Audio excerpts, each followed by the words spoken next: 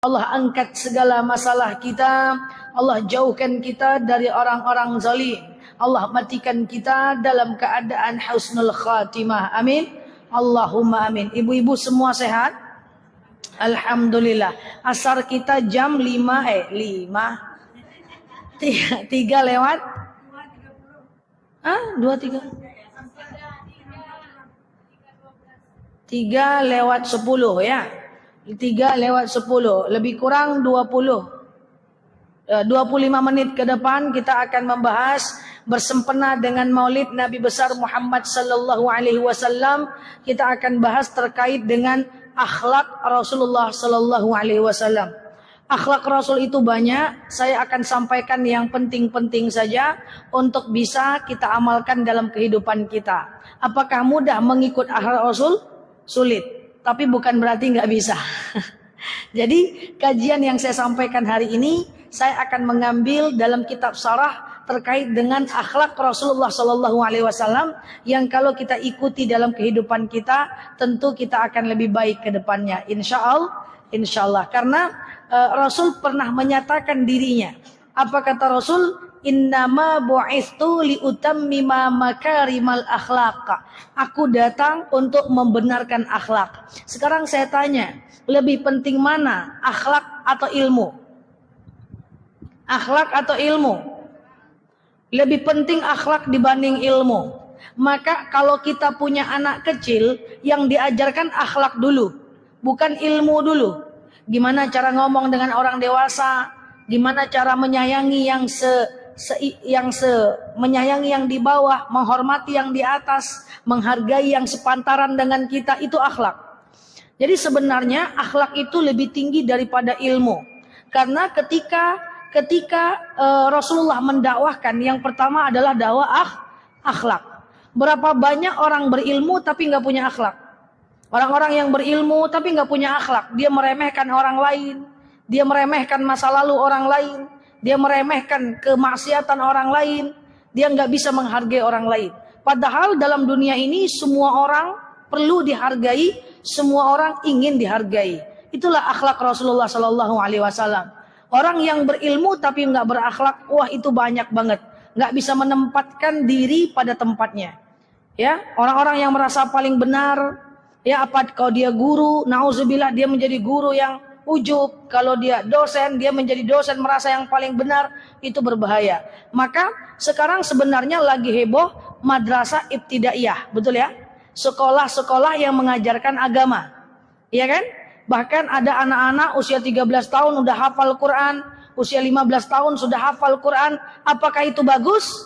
Bagus. Tapi kalau bisa jangan akhlaknya ditinggalkan. Sekarang banyak anak ngafal Quran tapi akhlaknya hilang. Dipanggil, nak, mau kemana? Mau pergi. Pergi kemana? Ke pasar. Udah makan belum? Belum. Hafal Quran tuh 15 juz. Tapi nggak punya akhlak yang baik. Maka sebenarnya orang tua pun kalau boleh dipilih, anak yang hafal Quran tak berakhlak atau punya akhlak walaupun nggak hafal Quran. Akhlak nomor 1, ngafal Quran itu hukumnya sunnah. Tapi apakah bagus anak ngafal Quran? Bagus sekali. Apakah bagus anak yang pintar? Bagus, tapi jangan lupa nilai-nilai akhlaknya. Yuk kita bahas, bukan cuma untuk anak-anak, untuk orang dewasa. Insya Allah kalau kita amalkan kajian kita sore hari ini, kita akan lebih baik ke depan. Insya Allah. Yang pertama, akhlak Rasulullah Sallallahu Alaihi Wasallam. Yang pertama, Rasulullah itu senang mengingatkan tanpa menyakiti hati orang lain. Dia kalau melihat orang salah, dia tegur tanpa dia sakiti. Ini beda loh. Menegur dengan menyakiti itu dua hal yang berbeda. Mengkritik dengan menasehati itu dua hal yang berbeda. Berapa banyak orang yang menasehati tapi dengan menyakiti. Saya sering angkat cerita ini. Suatu ketika Rasul punya istri namanya Aisyah. Aisyah itu adalah anak Abu Bakar. Aisyah itu orangnya tak pandai mengerjakan pekerjaan rumah. Karena Rasul dengan Aisyah, Rasulullah itu udah kaya. Aisyah itu anak Abu Bakar, anak orang kaya. Jadi Aisyah itu tak bisa masak, Bu. Jadi kalau ada ibu tak bisa masak, Aisyah lah tuh, Bu. Karena Aisyah itu dia banyak ilmu, tapi tidak bisa masak. Karena kenapa? Dia punya banyak pembantu.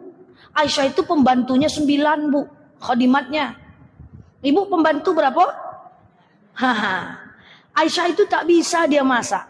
Tapi tak ada riwayat yang mengatakan Aisyah itu masak. Jadi istri Rasul itu macam-macam ya. Jadi kalau ada wanita nggak bisa masak, boleh? Bisa masuk surga? Bisa. Saya bukan bela diri, bukan ya. Yang tak bisa masak bisa masuk surga. Karena Aisyah itu dia punya banyak ilmu, dia orang yang mapan, bapaknya orang kaya. Waktu nikah dengan Muhammad, Muhammad udah kaya. Karena Muhammad waktu itu udah hijrah ke kota Madinah. Tapi dia pengen juga memasakkan Rasulullah. Akhirnya dimasakkannya lah sari kurma. Sari kurma tak sengaja termasaklah sama dia kurma yang sudah busuk. Ica-icanya pura-puranya dia blender lah kurma itu kan. Ternyata pas dimasukkan ke dalam gelas, diminumkannya lah kepada Muhammad. Ya suamiku, ini untukmu. Wah, diminumlah oleh Rasulullah SAW. Ternyata pahitnya luar biasa. Pahit, tak bisa masak. Pahit. Ketika pahit, Rasul nggak bilang, kamu nih masak pakai mata atau pakai dengkul? Tidak. Apa kata Rasulullah? Istriku, setelah dia minum separuh, aku ingin pergi keluar. Sebagai rasa cintaku kepadamu, aku sisakan separuh kurma ini untukmu. Woi, mantap enggak tuh? Diminum oleh Aisyah. Pahitnya luar biasa. Aisyah mengerti tanpa harus tersakiti. Itulah luar biasanya Rasulullah. Rasulullah itu manusia biasa. Rasul pernah salah. Bedanya Rasul salah, kalau Rasul salah itu langsung turun wahyu. Kalau kita salah, enggak turun-turun si wahyu itu masalahnya. Tapi Rasul itu sama kayak kita, dia manusia biasa. Ya, suatu ketika Muhammad itu lagi ceramah seperti saya. Ceramah. Lalu datang orang buta. Dia cuekin orang buta, dia sibuk aja berceramah. Langsung turun wahyu di masjid, di mimbar itu turun wahyu. Abasa wa tawalla an ja'ahul a'ma. Jangan kok kayak gitu dengan orang buta itu. Dia perlu juga dihargai. Bayangkan, Muhammad salah langsung wahyu turun. Kita salah, wahyu tak turun-turun. Tipis saja bedanya. Tapi begitulah akhlak Rasulullah. Dia mengingatkan loh, tapi tanpa menyakiti. Seandainya suami-suami macam ini akhlaknya, semua rumah tangga sakinah. Kok ibu kayak gitu aja semua? Cuma masalahnya suami-suami sekarang bukan suami-suami ibu, bukan suami ya. Di luar sana tuh jauh-jauh tuh. Baru masak terbalik gula dengan garam, tak pakai mata kau nih. Coba bayangkan. Itulah Muhammad. Dia menasehati tapi tidak menyakiti. Aduh, luar biasa lah ya. Makanya Rasul tuh pernah bersabda gini ya. Man kana yu'minu billah wal yaumil akhir falyaqul khairan aw liyasmut. Ngomong tuh yang baik-baik aja lah. Kalau nggak bisa ngomong baik, diam aja lah. Memang setiap kata yang dikeluarkan tuh harus hati-hati. Saya secara pribadi bergaul dengan banyak orang, baik di offline maupun online. Itu yang dikeluarkan dari lidah tuh, kalau ndak hati-hati, kena hati orang, sedih kita. Coba kita di posisi orang itu. Nah jadi hati-hati. Coba ya, saya banyak ngomong gini, Ustazah, iya, suami saya ndak sholat.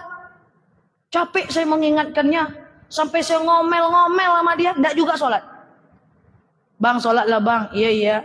Sholat lah bang, iya. Sholat lah bang, iya. Sholat aja dia sendiri, ceramah terus rumah. Kalau kita menasehati suami yang tak sholat, anak yang gak sholat, tetap tidak boleh menyakiti. Ustazah, saya ngingatin suami saya biar dia sholat. Nggak bisa. Dengan marah-marah. Nggak boleh. Ingat, menasehati tanpa menyakiti. Kalau kita marah-marah menasehati suami dan anak untuk sholat, kalaupun dia akhirnya sholat, kita marah-marah tetap berdosa. Iya dong? Makanya gini, dalam agama Islam tuh konsepnya luar biasa.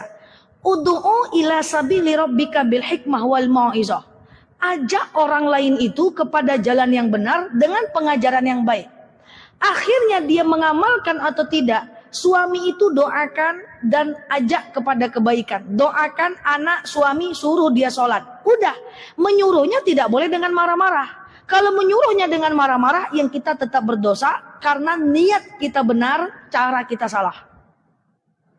Karena syarat diterimanya amal ayakuna lillah ayakuna lisunnah. Benar niatnya, benar amalnya. Benar niatnya, benar amalnya. Nah, makanya ibu-ibu yang saya sayangi karena Allah, mengingatkan anak yang tak sholat, yang nakal, mengingatkan suami yang masih maksiat, tidak bisa dengan menyakiti. Tahukah kita, ketika kita sakiti hati orang lain, itu adrenalinnya nggak stabil. Ketika adrenalinnya nggak stabil, dia nggak bisa berpikir dengan baik.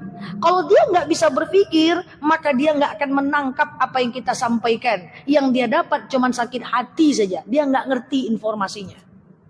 Ibu dulu sekolah, ketemu pernah guru yang sangat pemarah, pernah ketemu? Mungkin ingat ibu mukanya sampai sekarang tuh kan? Kalau ibu kuliah, pernah ketemu dosen yang pemarah? Coba. Segampang apapun pelajarannya, kalau dia sudah killer, tidak menangkap lagi. Kenapa? Karena ketika dia sudah marah, sudah kita takuti, adrenalin kita nggak stabil, sehingga kita nggak bisa menangkap pelajarannya dengan baik. Gitu kalau kita nasehatin orang lain. Kalau orang tuh udah takut sama kita, tidak nyaman dengan kita, dia nggak akan mau ikut apa kata kita.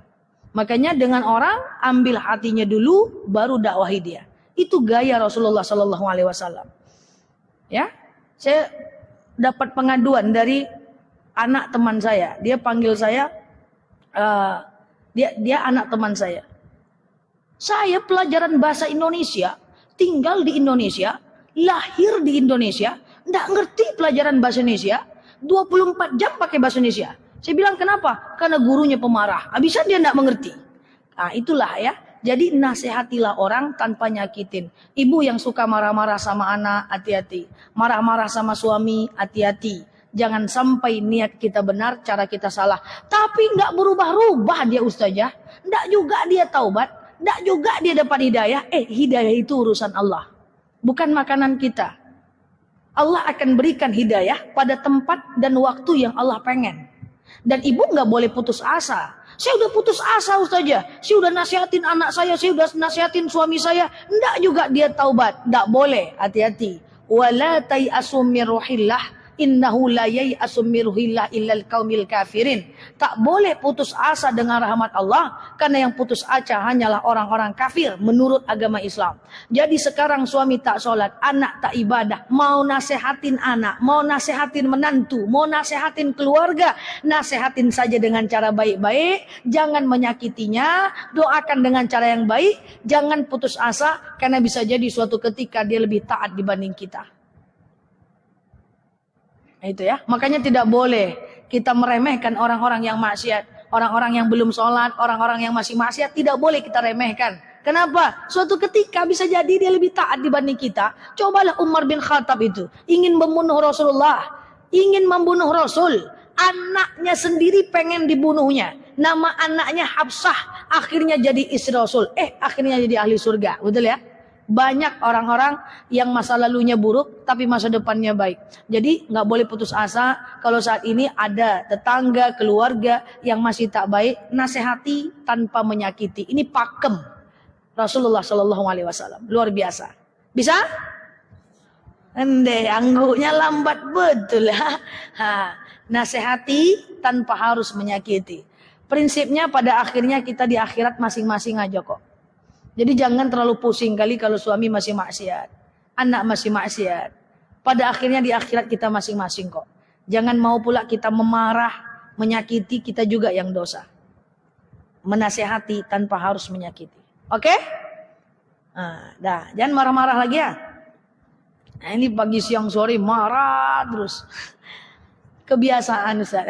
Nggak boleh marah-marah lagi ya. Kan apa yang saya bilang? Sekali kita marah, 27.000 sel saraf kita putus. Putus 27.000. Ngegas aja terus pagi siang malam. Nah itu kalau sel saraf kita udah putus, kita suka pelupa. Tadi rakaat 2 atau 3 ya, 2 atau 3 ya, 2 atau 3 ya. Lagi sholat, tadi sisa duit 10.000 di mana aku taruh ya. Tadi aku mau ngapain ya? Pisau tadi di mana lah terletak ya? Kalau ada ibu pelupa-lupa kayak itu tuh banyak sarap putus tuh bu.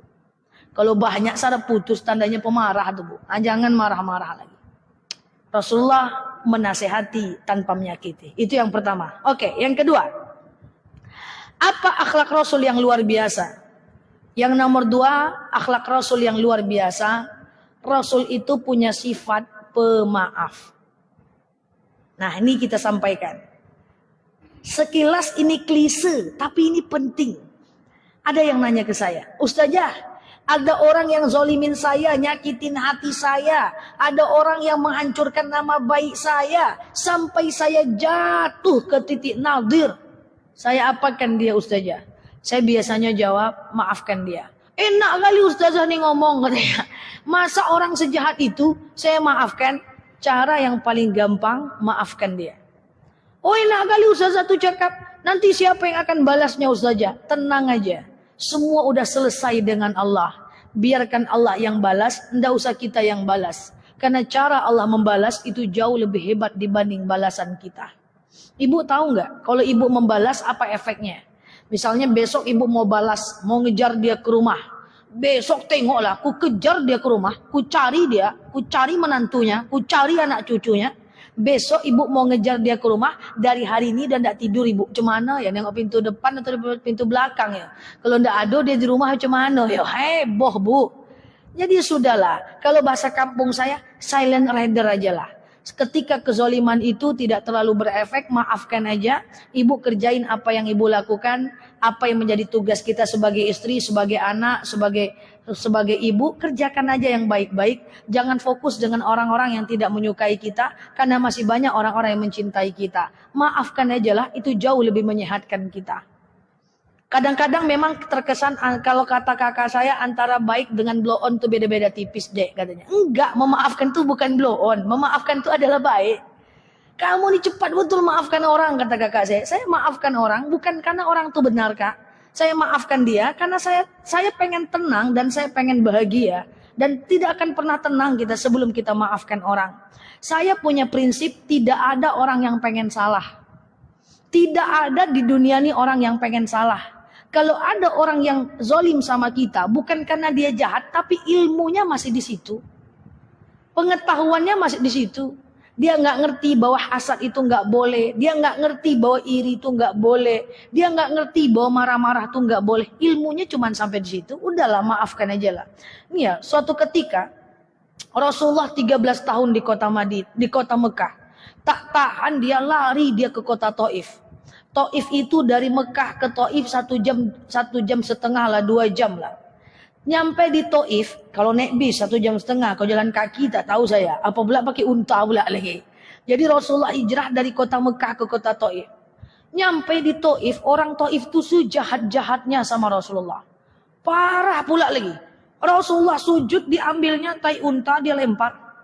Rasulullah sujud, lewat orang Yahudi, pura-pura tetaruangnya. Tahu tetaruang mak? Cemana saya menjelaskannya? Rasulullah lagi sujud. Coba ibu bayangkanlah ibu digitukan ya. Ibu lagi sujud sholat ya. Ada orang lewat pura-pura apalah bahasa Indonesia ya. Pula-pula tersanduang, terjelungkang. Pura-pura dia dengan egonya tuh, ibu lagi sujud, pura-pura dia tersandung, tup. Coba kira-kira ibu apain dia itu? Ndak bermato kau jalannya. Pura-pura tersandung, kenalah kepala Rasulullah. Suatu ketika Rasulullah masak daging kurma. Ya, masak daging kurma dalam jumlah yang ganjil. Pas Rasulullah pergi ke tempat masaknya, ternyata udah bercampur kurma itu dengan tai unta. Jibril malaikat tidak ada nafsu marah. Malaikat. Langsung Jibril ngomong. Jibril itu malaikat ya, alam gaib ya. Muhammad itu alam nyata, manusia biasa kayak kita. Jibril langsung ngomong dari balik langit. Ya Muhammad, irfa' yadak ila sama. Kau angkat tangan kau ke langit sekarang juga. Kau minta kepada Allah agar Allah balikkan bukit Taif ini. Jadi Taif itu kayak bukit. Jadi Taif itu ibaratnya di atas bukit lah. Jadi apa kata Jibril? Minta kepada Allah agar aku balikkan Bukit Taif nih, lulu mati aja semuanya, gitu loh kata Jibril. Biar kita meninggalkan aja semua, kita musnahkan semua orang-orang jahat nih. Minta sama Allah agar Allah balikkan Bukit Taif ini. Kata Jibril gini, nanti Allah pasti suruh aku yang membalikkan. Nanti aku balikkan, tapi kau doa dulu. Nah, Jibril ini orang dalamnya Muhammad lah. Itu icak-icak ya, pura-pura ya. Kau minta kepada Allah agar Allah balikkan Bukit Taif ini. Nanti aku yang balikkan, kau doa dulu. Kata Jibril kepada Muhammad. Muhammad betulan bu. Diangkatnya tangannya. Apa kata Muhammad? Rabbi ja'al hada baladan aminan warzuq ahlahu minas samarat wala takun kal Jibril innahum lam ya'lamun. Ya Allah, berikanlah bumi Taif ini bumi yang aman. Berikan mereka makanan dari segala macam buah-buahan. Jangan kau ikut apa kata Jibril ya Allah. Itu orang bukan jahat, itu orang cuman belum paham. Apa kata Jibril? Lah ini yang kau suruh, lah ini yang kau buat. Begitulah akhlak Rasulullah. Dia yakin dan percaya kalau ada orang zalim itu bukan karena orang itu jahat, tapi karena dia belum paham. Masya Allah, tabarakallah. Hebatnya Rasulullah. Ya Allah, berikanlah mereka makanan dari segala macam buah-buahan. Itu bukan karena orang itu jahat ya Allah, tapi karena dia belum paham saja. Itulah akhlak Rasulullah. Nanti kalau ketemu dia dengan orang yang menzalimi dia, dia bisa tuh pura-pura tak tahu bahwa dia tahu dia dizolimi. Biasa aja dia. Tidak 100%, 2% jadilah jadi Rasulullah. Tapi cobalah kita pakai prinsip ini. Kalau ada orang yang zalim sama kita, itu bukan karena dia jahat. Cuman sampai di situ ilmunya. Dia nggak ngerti bahwa nggak boleh hasad. Dia nggak ngerti bahwa nggak boleh sombong, nggak boleh ujub. Dia nggak ngerti bahwa iri itu nggak boleh. Dia nggak ngerti aja. Udah kita letakkan dia. Jangan pula kalau ada orang hasad sama kita, iri sama kita, kita nampak-nampakkan pula hebatnya kita. Nggak usah. Merendah saja. Banyak ustadz bilang, at-takabbur 'alal mutakabbir sedekah, sedekah. Sombong di hadapan orang sombong adalah sedekah. Memang betul hadisnya ada. Imam Syafi'i pernah berkata, sombonglah kalian di hadapan orang sombong 2 kali. Supaya dia tidak sombong lagi. Tapi tengok dulu bu. Kalau seandainya kita menyombongkan diri di hadapan orang sombong. Kalau imannya cuma ukuran M, medium kayak kita. Jangan lagi bu. Nanti ada orang sombong. Kita sombongkan pula diri kita. Takutnya kita salah langkah. Bukan malah ingin mendakwahkan dia biar tidak sombong. Malah pengen dilihat oleh orang. Itu bahaya. Sombong di hadapan orang sombong adalah sedekah. Itu cuma makanan orang beriman. Kalau biasa-biasa aja iman kita jangan lagi. Ya, sombong di hadapan orang sombong sedekah. Saya lebih mau jemaah saya sedekah yang lain aja lah. Sedekah yang lain banyak. Tidak mesti semua sedekah itu diikuti. Nanti ibu sombong di hadapan orang sombong sedekah. Yang lain aja lah sedekahnya bu. Jangan itu lagi bu. Bahaya. Jadi kalau ada orang sombong, ibu nyuruh aja lah. Nyuruh tahu? Apa ya? Serondok aja lah bu. Jangan ibu nampakkan hebatnya pula kita di hadapan orang sombong. Kasihan kita sama dia. Ya, kasihan kita sama dia. Ya udahlah, sombong di hadapan orang sombong sedekah. Sedekah yang lain aja lah. Saya khawatir sibuk dengan hadis itu, salah paham, ada orang sombong balik. Ada kejadian. Ada orang baru buka kedai, kedainya itu laku. Orang sebelah marah, orang sebelah itu iri. Oh, dinampak-nampakkannya kedainya laku. Lalu tidak lama dia ngomong ke saya, Ustazah, kedai saya udah nggak laku lagi. Kenapa? Jadi ada kejadian Ustazah, saya buka kedai laku, kedai sebelah nggak laku lagi. Dia iri sama saya. Saya makin nampak-nampakkan hebatnya saya. Ujung-ujungnya nggak laku saya karena disihirnya. Sihir kan ada, betul ya? Sihir ada. Saya bilang, itulah ibu pakai dalil sombong di hadapan orang sombong sedekah. Susah hidup kita jadinya. Saya lebih memilih kalau ada orang-orang yang hasad, jangan nampakkan kelebihan kita. Sayangi jantung dia. Kasihan kita. Sombonglah kepada orang-orang yang tertentu saja. Yang siap dengan kelebihan kita. Oke? Jadi Rasulullah itu dia yang pertama apa tadi? Dia menasehati tanpa harus menyakiti. Yang kedua, Rasulullah itu mampu memaafkan orang. Kalau saya pelajari dari kitab-kitab sejarah, Rasulullah itu pasang prinsip. Dia menganggap orang itu kalau orang salah tuh orang belum paham saja. Itu aja tuh. Coba perhatikan ya. Ada orang Arab Badui kencing di masjid. Arab Badui itu Arab pedalaman yang belum punya ilmu lah.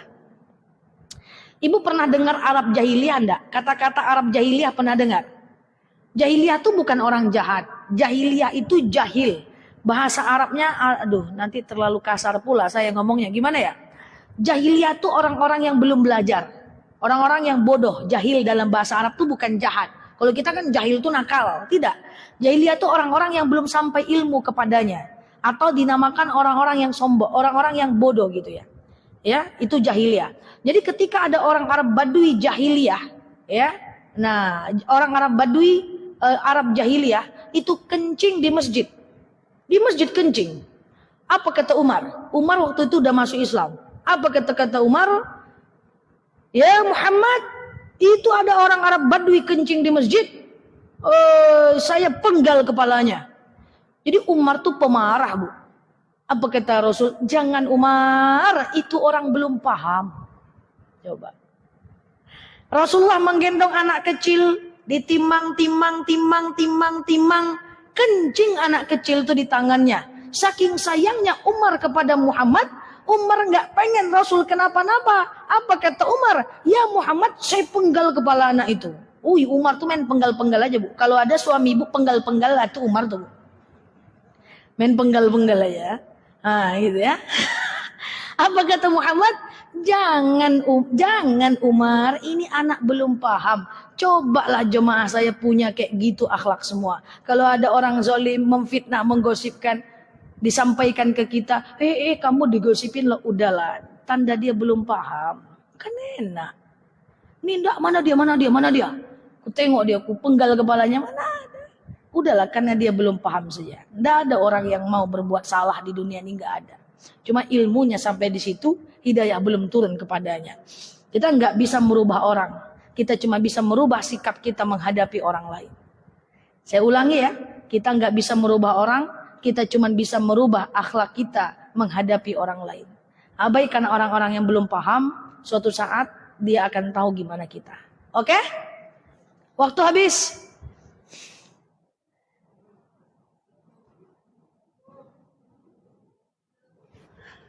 Satu menit lagi.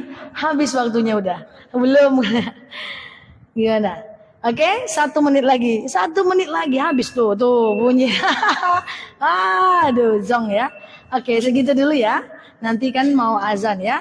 Oke, iya, waktunya cepet banget ya Bu ya. Udah 25 menit, oke lah ya. Semoga suatu ketika kita bisa bertemu lagi. Tapi setidaknya 2 akhlak Rasulullah ini kalau kita tanamkan dalam kehidupan kita, kita bisa lebih baik ke depannya. Insya Allah, nasihati orang, jangan menyakiti, maafkan orang. Pahami sajalah bahwa dia itu cuma belum paham. Dia bukan orang jahat. Terima kasih. Wallahu a'lam bishawab. Kita akhiri doa singkat. Ala hazihin niyah al-Fatihah.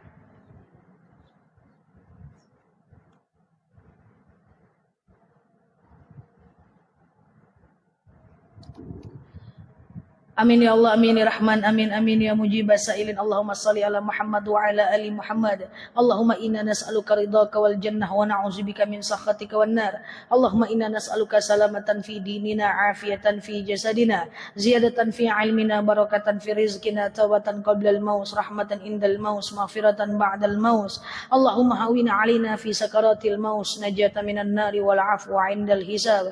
Allahumma in kana rizquna fis sama' fa anzilhu wa in kana rizquna fil ardi fa akhrijhu wa in kana rizquna ba'idan fa qaribhu wa in kana rizquna haraman fa tahhirhu wa in kana qalilan fakassirhu ya rabbal alamin. Allahumma yassir alaina umurana wa la tu'assir alaina umurana ya rabbal alamin. Allahumma khususan ila arwahi abaina wa ila arwahi ummahatina wa ila arwahi kulli muslimina wal muslimat. Allahumma ja'al qabrahum rawdatan min riyadil jannah wa la taj'al qabrahum rawdatan min hufarin niran. Allahumma khususan ila arwahi abaina wa ila arwahi ummahatina wa ila arwahi kulli muslimina wal muslimat. Allahumma ja'al qabrahum rawdatan min riyadil jannah wa la taj'al qabrahum huratan min hubarin niran. Allahumma inna na'udzubika minal hammi wal hazan, na'udzubika minal ajzi wal kasal, na'udzubika minal jubni wal bukhli, na'udzubika min ghalabati ad-dini wa qahar rijal. Allahumma istajib du'ana ya Allah, sajib du'ana ya Rahman ya Rahim ya mujibas sa'ilin.